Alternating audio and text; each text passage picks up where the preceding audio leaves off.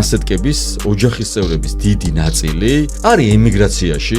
ეს აქ არ მუშაობს, იმიტომ რომ სისტემამ ჩაითრია ამ უბედურებაში. გარეთ გამოდის და იცავს იმ ხელისუფლებას, რომელმაც ემიგრაციაში განუდევნა ცოლი. რუსთავში სპორტულ დარბაზში ვარჯიშობდი და ეგ ერთი ძალიან კეთილსინდისიერი კაცი დადიოდა და ბევრს საუბრობთ ამას და იმ კაცმა მეთქა რომ რუსთავშიო არ არსებობს ოჯახი, საიდანაც ქალბატონი არ იყოს გასული ემიგრაციაში. მაგათი ოჯახის წევრი კაცებიო.